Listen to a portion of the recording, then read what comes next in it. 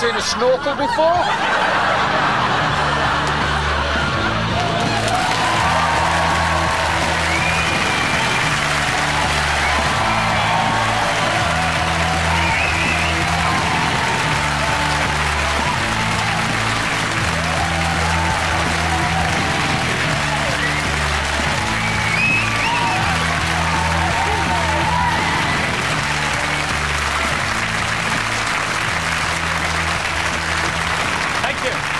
Thank you very much. Good evening.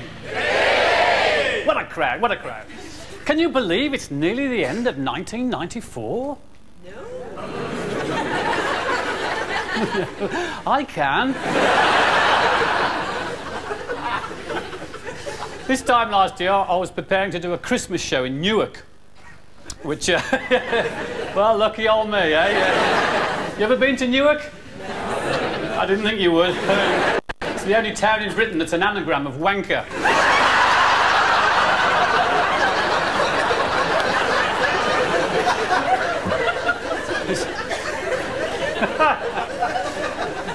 I mean, it's just been a dull year, hasn't it, really? The only surprising thing that happened was that Ronald Reagan went on to television in America and told everyone that he had Alzheimer's disease, which came as a complete surprise to me. A week later, he went on to American television and told everybody he'd got Alzheimer's disease. So you can do Alzheimer's disease gags because, well, they write nasty letters in, but they forget to post them. What else? Mary Whitehouse resigned as president of the National Listeners and Viewers Association. She was quoted at the time as saying, "Thank Christ for that. That job was really getting on my tits." They're allowing fare-paying passengers through the Channel Tunnel now. Well, in Birmingham, we're thrilled to bits. What a boon that is to us. A full 20 minutes off the 11-hour journey to Paris. I mean, all it is now, I mean, the tunnel's just a saline drip into Britain for booze and fags, isn't it? Blokes coming through on Pantechnicons, you know, with 5,000 cases of Heineken and 40 million fags for their own personal use. Who do you think they are? Boris Yeltsin? The ferry companies are having to pull their socks up now, introducing all these new safety features. Closing the bow doors is one. The IRA? Yes, hysterical, isn't it? Yes. Let's hope that peace initiative comes off, please God. It's ruined my impersonation of Jerry Adams. Oh, it was a Boster. I'll do it for you.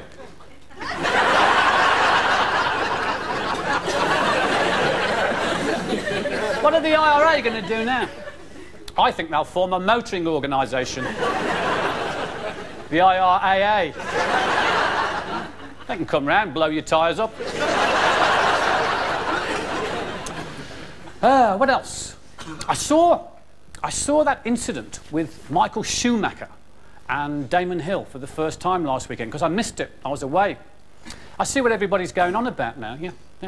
I mean, there he is, there's Schumacher driving along, got a bit of trouble with his car, a little bit of trouble, and coming up on the inside is the only bloke in the world who can take his world title away, and he goes, "Oh! Sorry!" Was that deliberate? Is Salman Rushdie ex-directory? I don't know whether you've worked it out, but Schumacher, it's German for cobblers.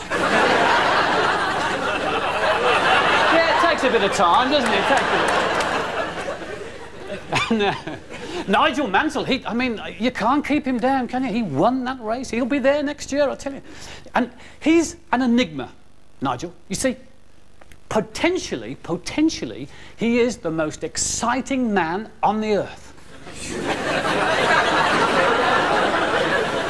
Until he speaks. And then he just blows it. Yes, well, I joined the Indy 500 because it was more exciting.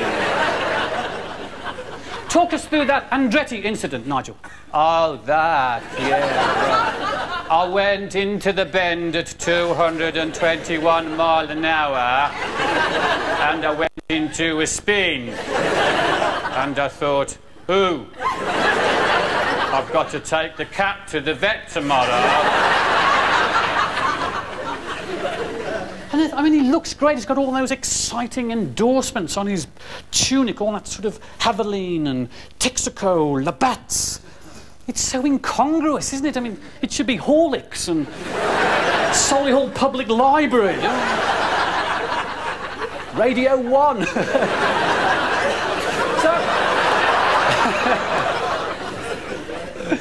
But when he joined the Newman Haas team, I mean, I don't know, there's Paul Newman and Nigel Mansell. What a combination, eh? Butch Cassidy and the Sanatogen Kid. It seems that, you know, to sort of do sport these days, you have to endanger your life, don't you? It's not, you know, sort of golf and dominoes are just, you don't do them now because they're not exciting enough. It's got to be paragliding or skydiving or bungee jumping. What the hell is all that about? I mean, that's bobble at time, that, isn't it? That's train spotters having an hour off, isn't it? It's just a glorified way of getting your contact lenses out. A bloke said to me, he said, hey, Jasper, hey, don't knock it until you've tried it. And it was in Bristol. They took me up to the suspension bridge, Clifton Suspension Bridge. Oh, they're throwing themselves off. They're so enthusiastic. Oh, hello, yes. It's a very exact science, Jasper. We get it down to the last millimetre, you know. Would you like your head to go into the water? Not unless I'm kneeling on the bloody bank, pal. That's the only term.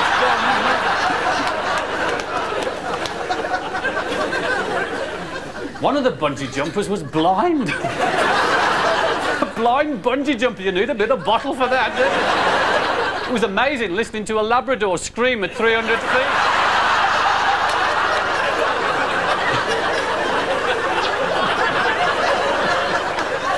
At least the bloke knew when he was getting near the water, because the lead went slack.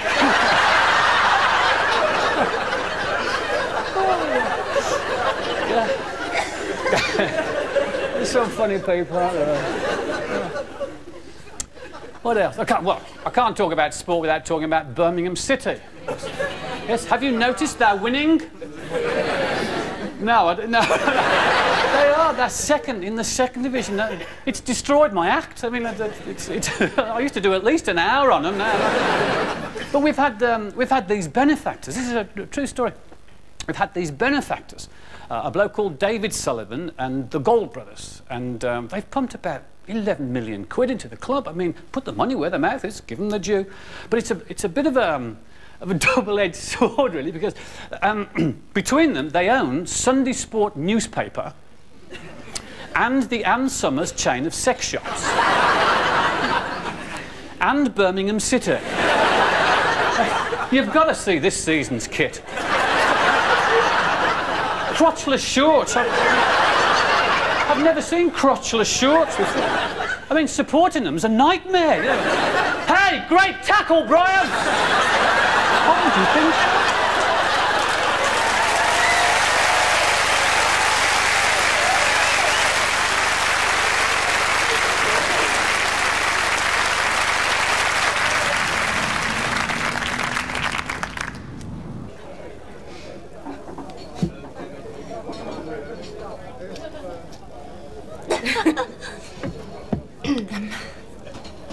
You're not waiting for someone, are you? No. What makes you think that? I mean, you're not waiting for someone who is, say, I don't know, outgoing, sporty, fun-loving with GSH or anything like that, are you? No.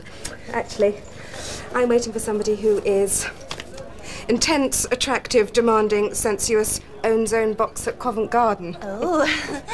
Singles? No. Executive introductions. Oh, you've done this sort of thing before, then? No, it's my first time. Because I was just wondering what GSH meant. Well, let's see. It could mean gorgeous, sexy, handsome. Oh, do you think so? On the other hand, it could mean geriatric, smelly, hairless. Graceful, sensuous, but hetero. God, so horny. Gigantic sexual history. Gonorrhea, syphilis, herpes. Actually, I think GSH means good sense of humour. Oh, good. I mean, it's like anything in this life, isn't it? If you want a partner, there's no point just sitting back and waiting for it to happen. Precisely.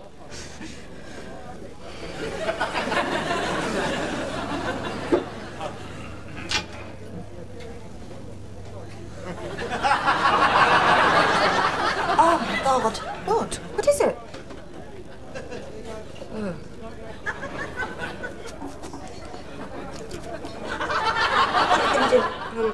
Just stay calm. Get your handbag and come with me.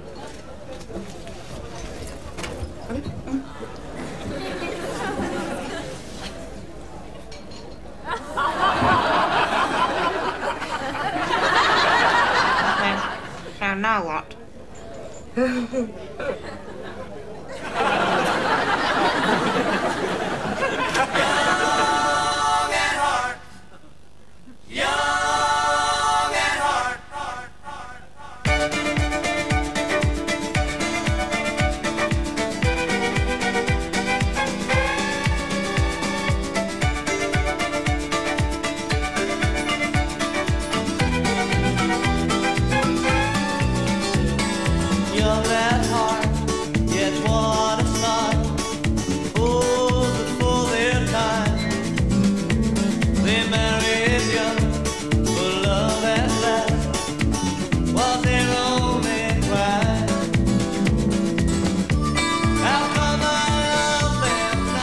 Rusty old tart! I faked all my orgasms, you know.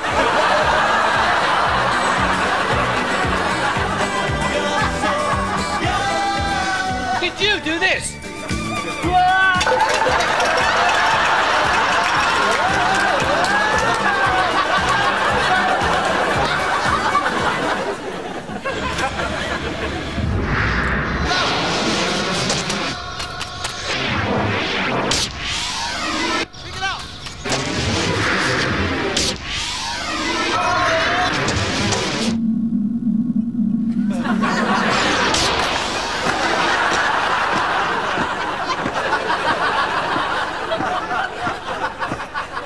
Get my agent on the phone, will you?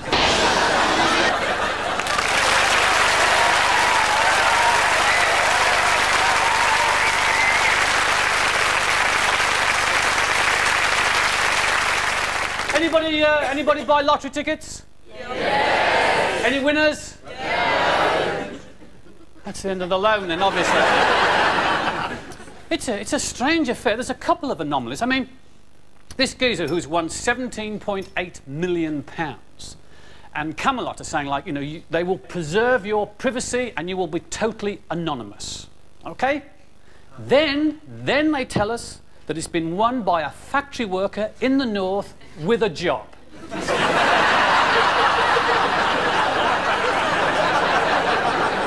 What chance has the bloke got?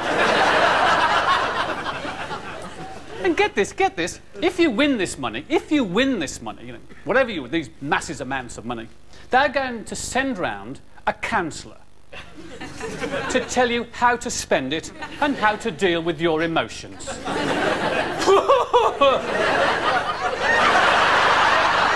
If I win £17.8 million, I don't want a reject social worker coming round to my house. I want Cindy Crawford coming round to my house. I want my bank manager to come round and descale my U-bend with his tongue. That's who I want round my house. Can you imagine walking into your bank on Monday morning with £17.8 million? Wouldn't their attitudes change, eh? Excuse me, is this the bank that likes to say yes?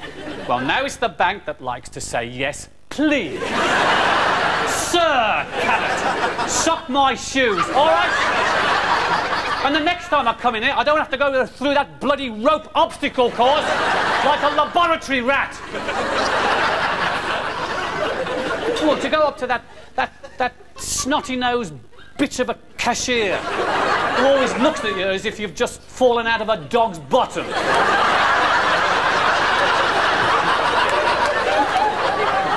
Is this the overdraft letter you sent me? This is a £17.8 million cheque. Before we go to the paying in counter, we're going to the shove it up desk.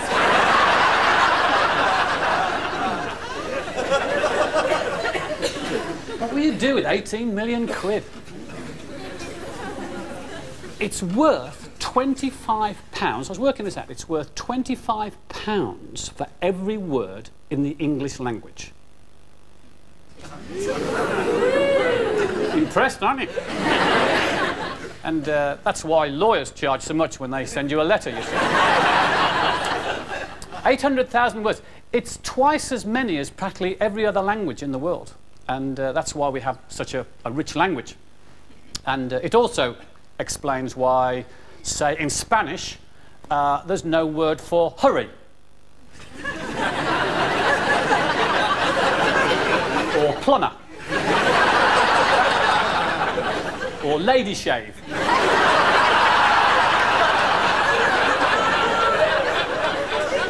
In India, there's no word for closed. Damart. The Italians have no words for rear view mirror. Attack.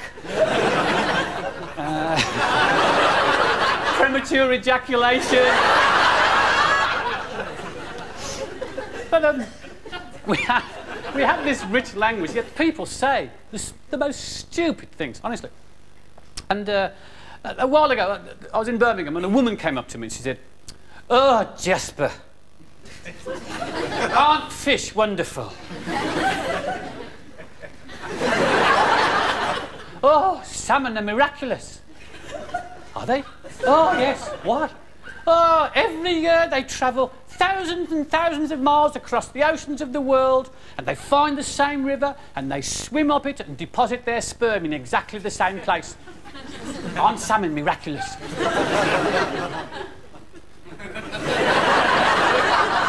Well, no. Every year, 1.5 million Britons go to the Costa del Sol to do exactly the same thing.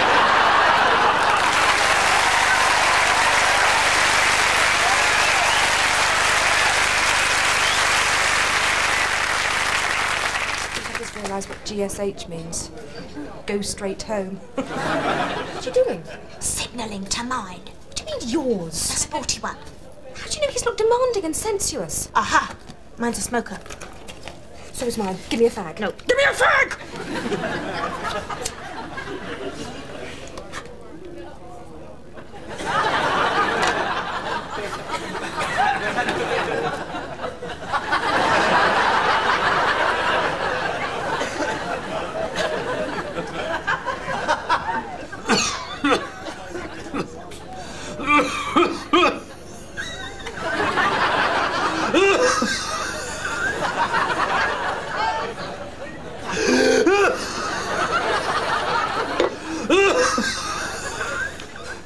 Opera lover.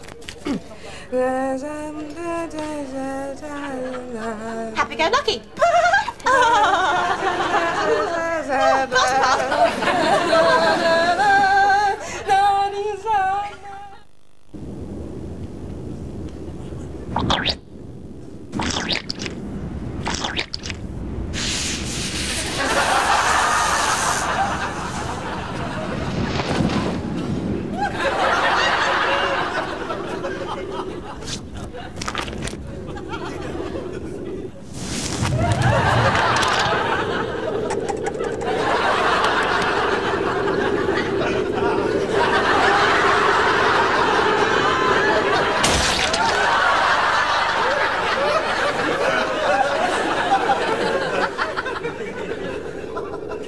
OK, get my agent on the phone right now.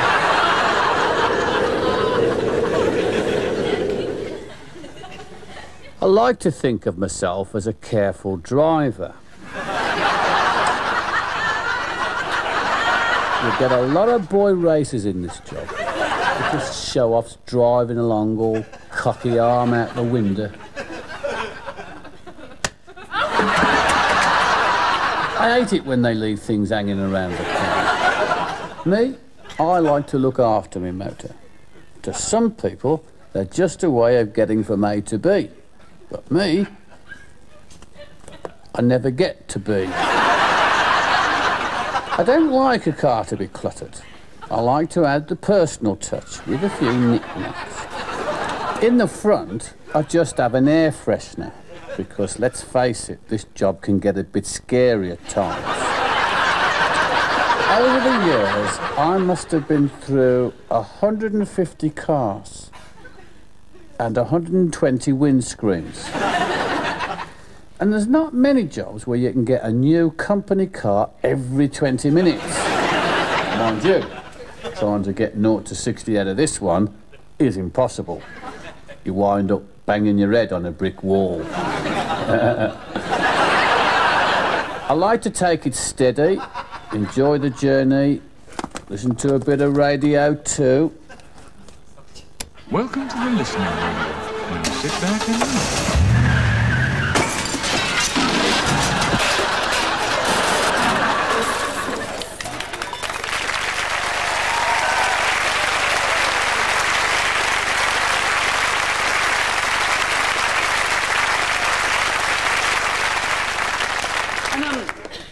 A while ago, this is true, a while ago, it's a long story, but cut it short, I got smacked right between the eyes with a cricket ball. Boom, right here, you know. And both... Yes, very funny, yes. You've got an odd sense of humour, you have. Both my eyes swelled up, you know, black and blue, and I had plasters here and stuff. And I looked a right mess. And I walked round, and people were concerned, and they come up and they say, "What happened to you?" And I tell them, I say, "I got smacked right between the eyes with a cricket ball." And they all said the same thing. Blimey. You were lucky.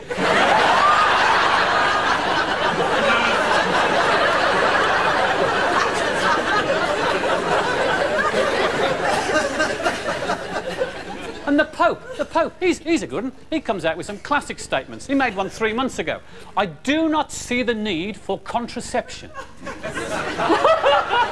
Well, he would, wouldn't he? And the most exotic thing he's kissed is Gatwick runway.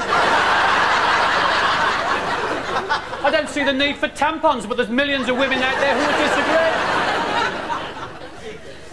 He's made a single, the Pope, hasn't he? He's made this single of they chanting the rosary, and it's a Christmas single. They reckon it might be #1. Trust the Pope to bring religion into Christmas. Last year, it was Mr. Blobby.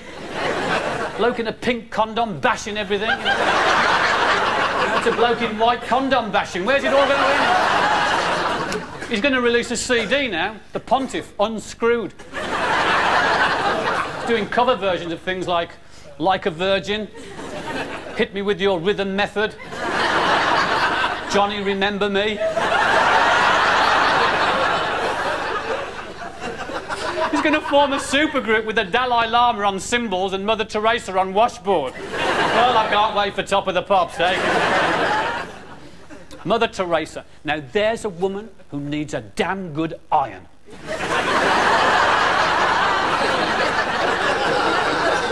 When she was 28, she must have been 9 foot tall. Now she's like a human loofah. She daren't take a bath. Because if the Pope's...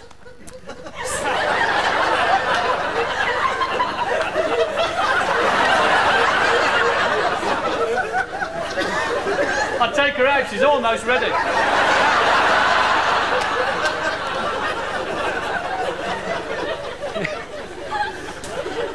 If the Pope's single is a hit, we'll be able to understand it in Birmingham. Because Latin started in Birmingham. Latin comes from Birmingham. Did you not know that? Didn't you? Oh, well, let me enlighten you. Yes? You take the verb to listen, as in arc.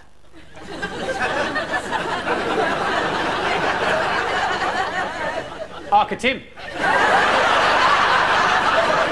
Arcateur. Arcatus. Arcatum. And Brum is always asked one question with another, so it's Arcateur, eh? Then they'll answer it for you. Arcateur, eh?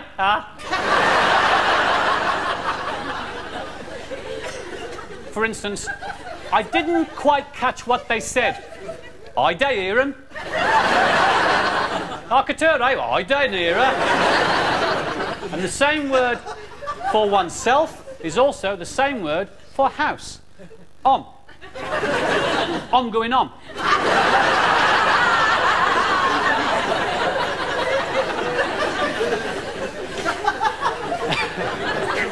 And it's not just what people say, it's what people do. Now, I did this. I cannot believe that I did this, but I did it, for real, all right? And I'm staying in London, doing this show, getting ready. And I'm staying at one of the top hotels in London. I can't tell you the name, but they do great salads.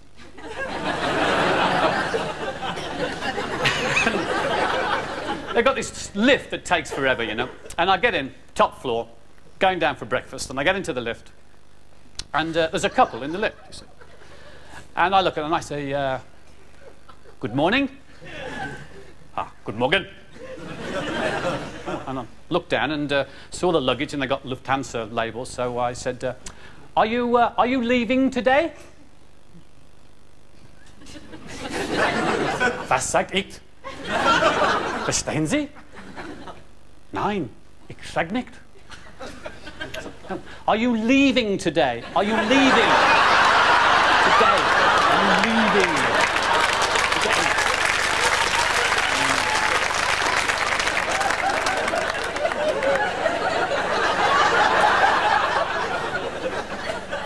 It's a good job I didn't cut my lips shaving, you know. Are you leaving today?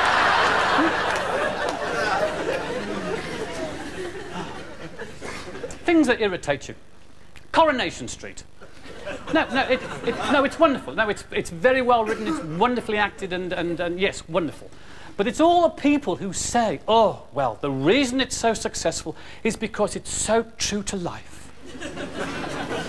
Is it hell? Coronation Street is in Moss Side in Manchester. That's where its setting is. It's in Moss Side, Manchester. Do you know Moss Side? Yes. It's like Bosnia, only there's more guns. You get these scenes like someone pulls up in a car, gets out, goes into the shop, comes out, and the wheels are still on his car. I don't think so. There's a corner shop that sells everything 24 hours a day, including anoraks, and the owner's name is Reg. Highly unlikely. Highly unlikely. And Ken Barlow has been teaching in Moss Side for 30 years, and there's not a mark on him. He'd be limbless by now. What do these crap gangs do in Moss Side? You can't go down Coronation Street. Curly Watts lives down there.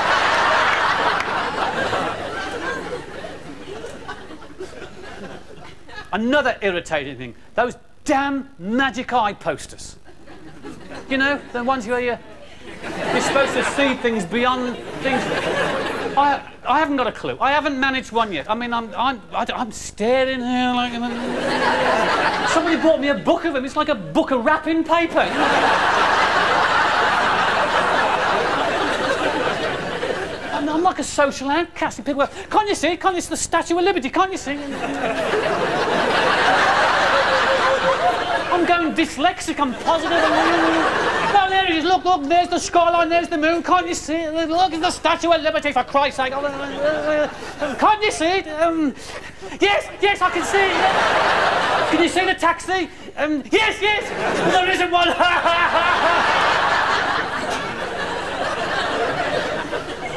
The only success I've had is with the Sun newspaper.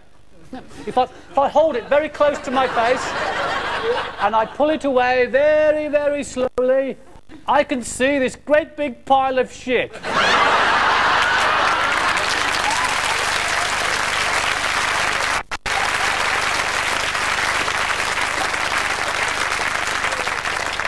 And you know, there's 4 million people who can't see it.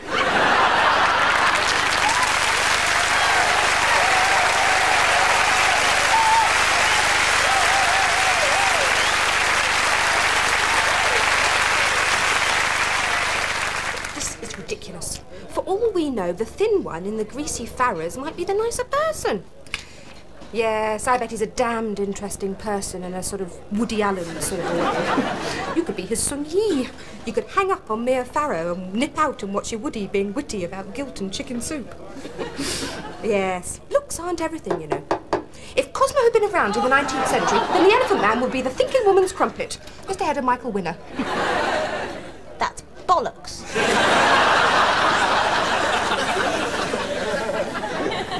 I still can't believe we're here. What's that? We should have left this stuff. Well, let's do it. Have a nice day.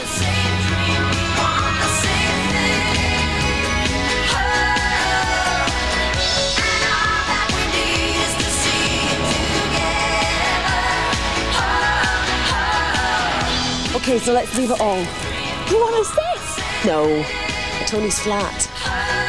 What, my Tony? The Peugeot 106. One in 4 accidents are like this one. Fortunately, my car comes equipped with SIPs. Volvo's technologically advanced side impact protection system. Most cars these days have poor. This innovation goes much further. The energy of the crash is dispersed through special roof, door, and floor pillars, and the speed of the intrusion is actually reduced. Now, here's the clever bit. This unit is collapsing, so my seat can move away from the van and create a survival space. Next time, I'm taking a black cab. Remember when you were a child and used to dream of playing soldiers? Well, now you're grown up, you can play at soldiers for real if you join the Territorial Army.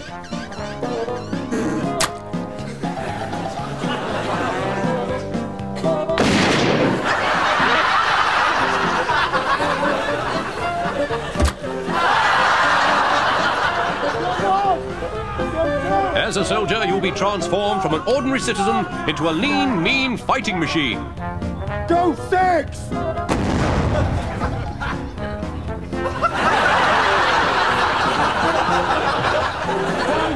An essential part of basic training is weapon drill. A modern soldier must learn how to operate a wide range of modern artillery.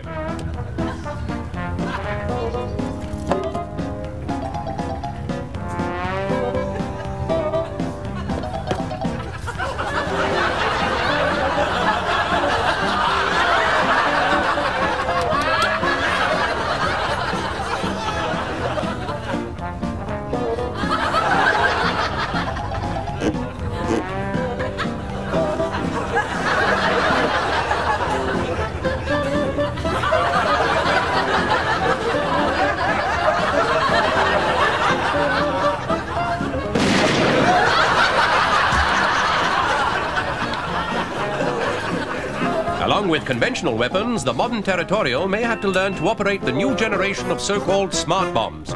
But of course, before the technology can go to work, someone must identify and electronically tag the practice targets.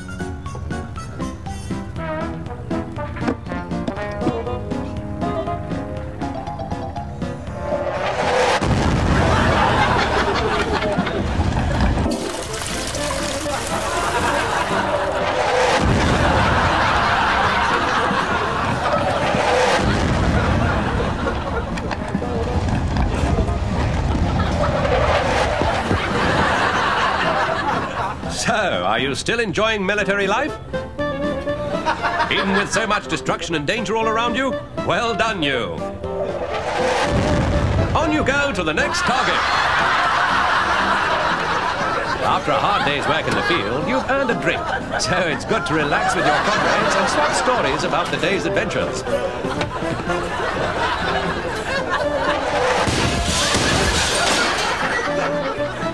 Orienteering skills are essential to today's Territorial. Set your map alignment with magnetic north, adding the deviation if it's a negative reading and subtracting if it's positive. This won't work, of course, if you are near the North Pole, where you would have to use dead reckoning. You can check compass bearings once taken with landmarks that you find with you, including churches, post offices, telephone boxes and road junction signposts.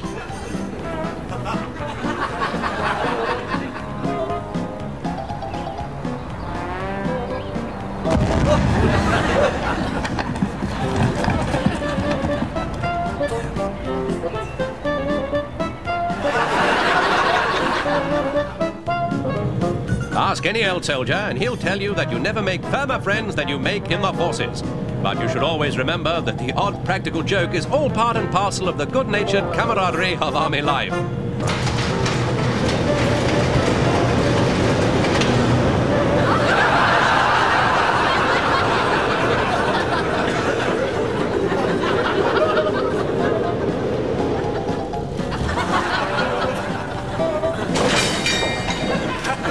Yes, the excitement and dangers of military life are a far cry from the minor frustrations of Civvy Street. Are you still enjoying life in the army? Then you're just about ready to pass out. Off you go. Yes, the TA really does offer all the challenges, adventure and enjoyment of regular army service, with the added bonus that you return to the comforts of home after your short tour of duty.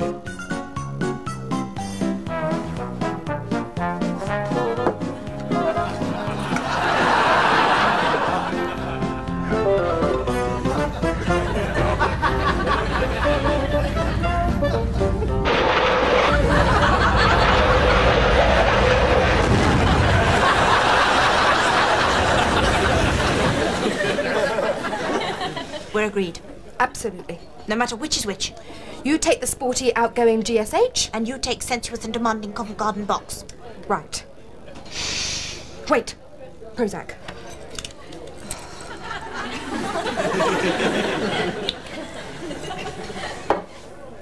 Ugh.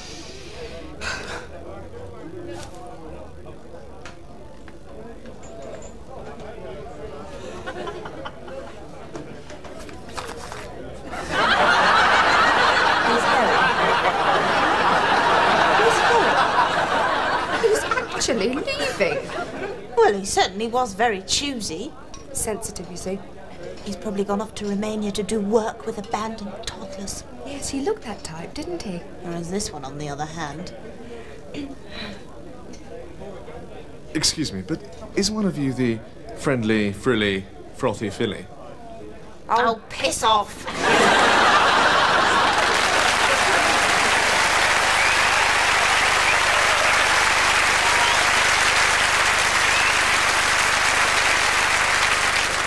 I've got to tell you this. I know, you probably don't believe this, but I went to a nativity play. Literally, a couple of days ago. And, I mean, I don't think I have laughed so much in all my life. I mean, I went along, and my niece was in it, and she was a leaf. Well, we can't all be Emma Thompson, can we? And, I mean, it was absolutely packed, all the parents are there. And these kids, I mean, you know, they've been learning it for weeks, and they're all very enthusiastic, and they've got a group of shepherds and all the stuff. And somebody thought it'd be a great idea to have a live dog. So someone bought the pet dog, you know. And they built this donkey. Well, I mean, I'm sorry. Two kids, you know, and they'd made this donkey's head. It was like something out of Alien 3. And the dog went bananas straight away and, like, ripped the face off the donkey. So, there came this one point, I'll never forget it. And two brothers were involved. One is 7 years old. I found this out afterwards. One is 7, one is 6. The 7-year-old is very boisterous and he's bullied, you know, and the 6-year-old is painfully shy. But, so the 7-year-old was Joseph. He was Joseph because he was up there, plenty of front. And they'd made the 6-year-old like the innkeeper because he didn't have anything to do, really. He only got to open a door. So they made him the innkeeper. And there came that scene in the nativity play where Joseph has to come up and bang on the door. So he walks up to the door and he's got what's left of the donkey.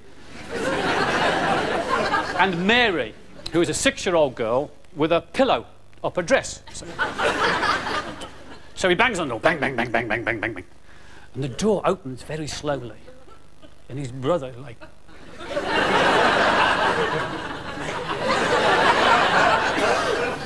petrified. I mean, his parents are out there, all the teachers, all the adults staring at him. And Josie says, "Do you know who I am?" He says, "My name's Joseph. Do you know who this is?" Said, "This is...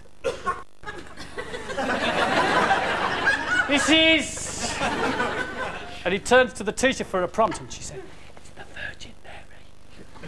This is the Virgin Megastore."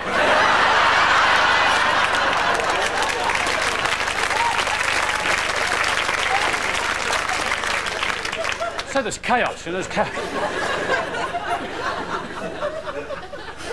So Josie says, "Have you got any room at the inn?" And the kid looks up at him and says, "Yeah."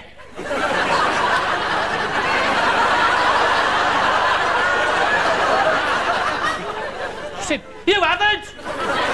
"I have." "You haven't?" "I have." "Miss Morris, has he got any room at the inn?" So Joseph's thinking on his feet now, and he points to the pillow and he says, "Do you know who's in there?" "The Son of God." The kid is petrified, and all he can say is, "Jesus Christ." And Joseph said, "Yeah, that's the one." Oh, when the three wise men came on in Reeboks, I cracked up.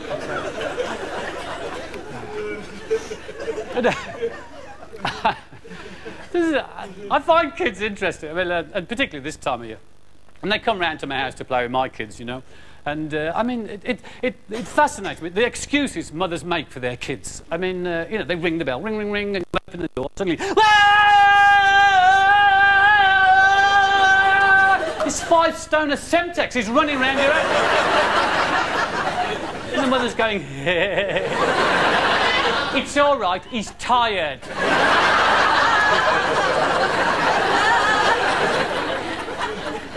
And the kid runs up and goes, "No, no, no, no." Whoa! Ah! He kicked me, he kicked me. "Oh, yes, he would, he's in his kicking stage." "Oh, right.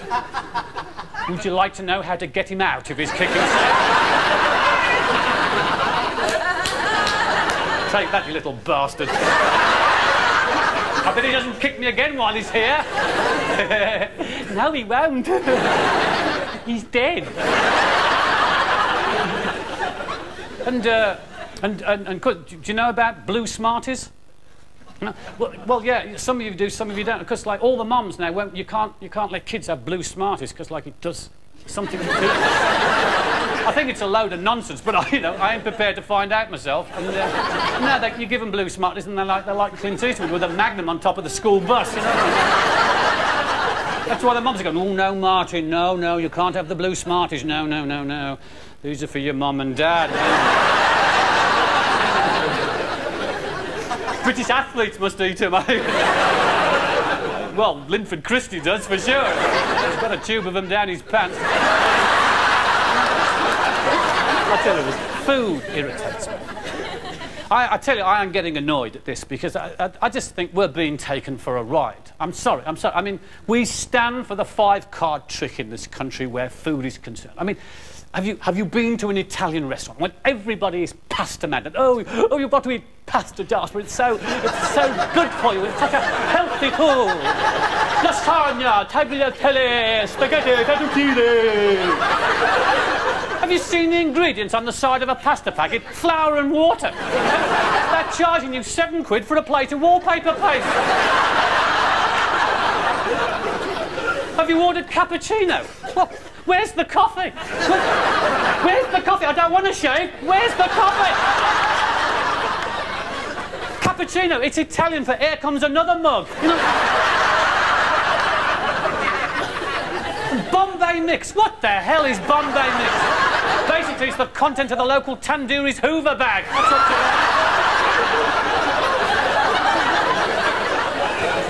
Have you been to an American diner? Well, I can't believe it. Potato skins. Tasty potato skins. No, potato peel.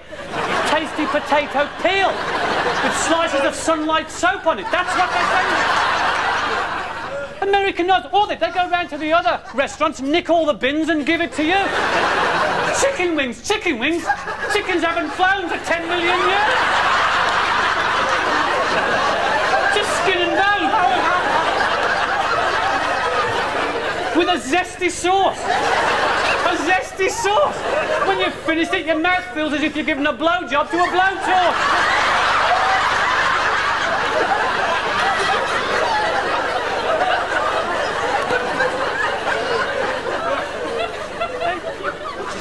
And the humiliating experience of ordering spare ribs. Hey, the first thing they do is they come and tie a silly great big bib round you. Hey, just bring me a high chair and a rattle and a pair of Pampers, make it complete. And spare ribs, that's exactly what it is. Ribs, I'm not a Rottweiler. Hey, you know what these things came wrapped in? Can you bring me some of that, please? And what sauce do they put on those damn things? You can't get the stuff off, you know. They bring you a little bowl of water with half a lemon in it. I need 3 gallons of Swarthega to get this stuff off my hands. And we stand for it. Mexican food. I can't believe Mexican food. Thousands, hundreds of thousands of Mexican peasants are risking their lives to get into California to get away from this crap. Tortillas and nachos and guacamole and chili con carne. It looks as if it's been eaten already. That's why they call it the Mexican wave. It's when you've eaten Mexican food. I've got to go to the bog. It's the bog anywhere here. It's too late. See, it's all right in California. It works in California. In California, you get a 6'2" blonde actress come up on roller skates going, "Hi, my name's Randy. I'm your waitress for this evening. My specials tonight are baked Alaskan lobster and Frisco Bay shrimp." Well, thank you. It's just not the same in Redditch. I'm sorry. Hello, my name's Naughty. I'm your waitress, and tonight I've got special crabs.